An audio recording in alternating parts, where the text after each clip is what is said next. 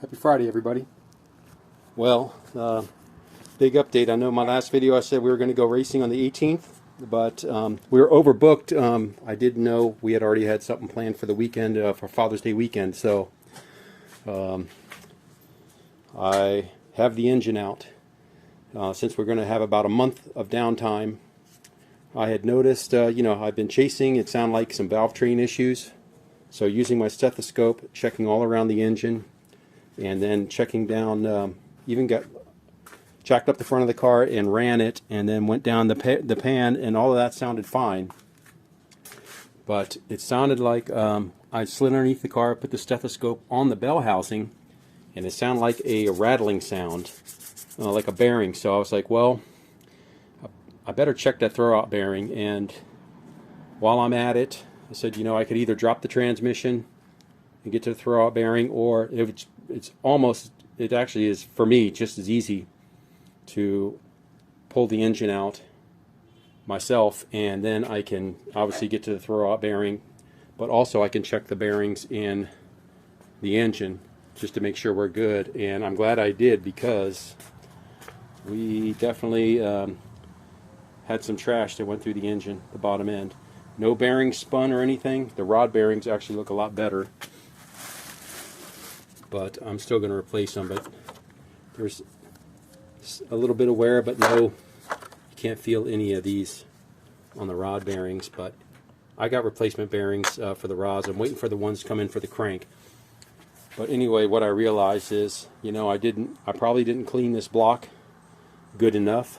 So this time, I went ahead and put a fresh hone on the cylinders with a flex hone there, and I actually got a much better crosshatch this time.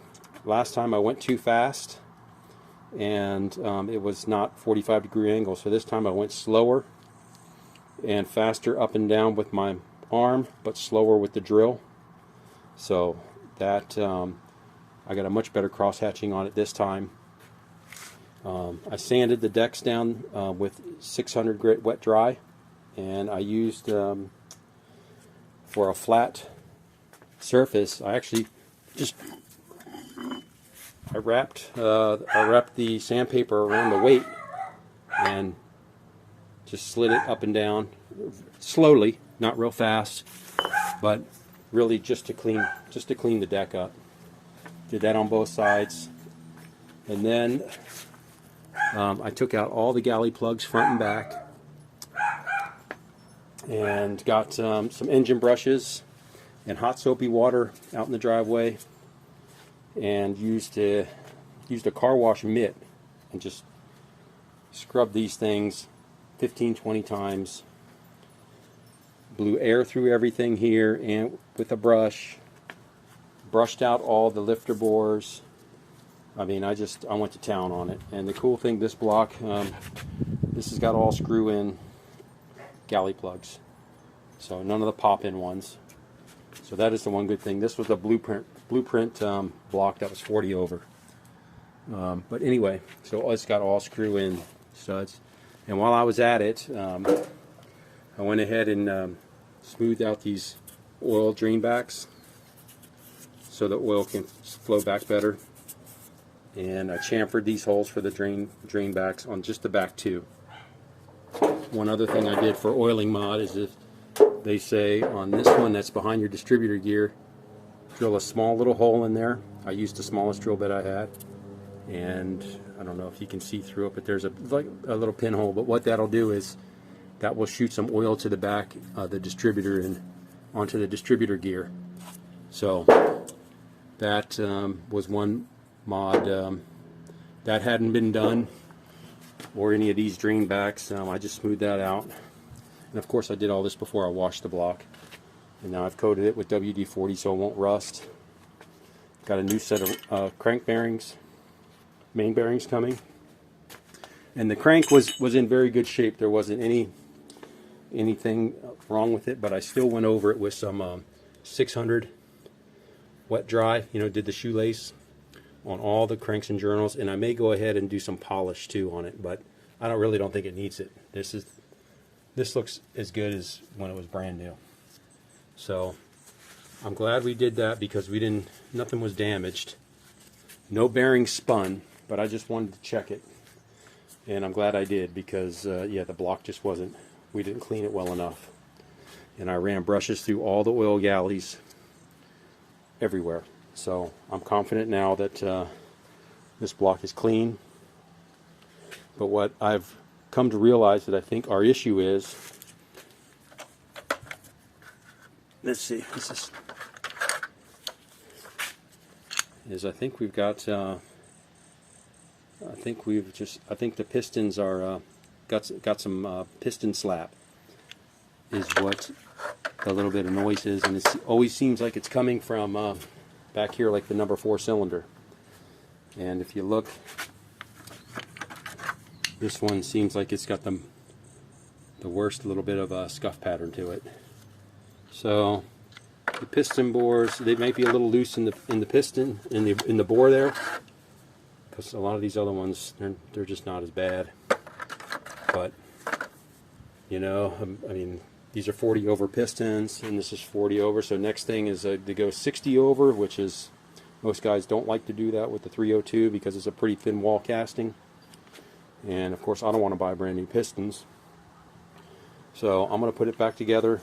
I only took it apart just because I wanted to check the throwout bearing and figured I'd check this while I'm at it, just a process of elimination. And again, so we're rebuilding that, and I'm cleaning up the heads. I've already done, I'm working on some of these valves, cleaning up all these valves, which is pretty cool to chuck the valve up in the drill and chuck the valve up in the drill and do the spin it with the Scotch-Brite in the water, and that way you don't create a bunch of dust.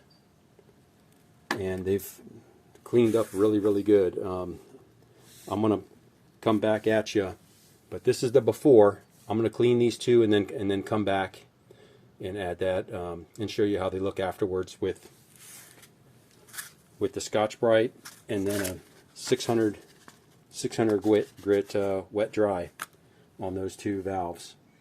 And we'll clean up these chambers a little bit more too. All right, guys, I'll be right back. All right, guys, and there you go. Here's the after, just with the little Scotch-Brite pad in the water. Yeah, I mean, they're not perfect, but that's the exhaust. Here's the intake valve. Just the Scotch-Brite and the 600 grit. So, and that was honestly a minute and a half or 2 minutes. I just chuck it up in the drill. I hold the valve in the water, and just use your thumb on the valve like that, you know, and then move on to the 600 grit. And then what I'll do is I'll clean up the chamber a little bit. We'll put them back together, and then we'll just leak test everything. I leak tested these before I took them apart, and nothing was really leaking, so I don't see why there will be a leak now. But nonetheless, I'll put them back together, and we'll test. You know, we'll pour some gasoline or something in the ports and make sure nothing leaks out. And then if one does leak, then we'll lap them back in. But anyway, that's the update. We'll have this 349 put back together relatively quickly. I've got about a month until the next test and tune, so figured I'd take the opportunity to get it put together, you know, better. And we will go from there. All right, guys, thank you.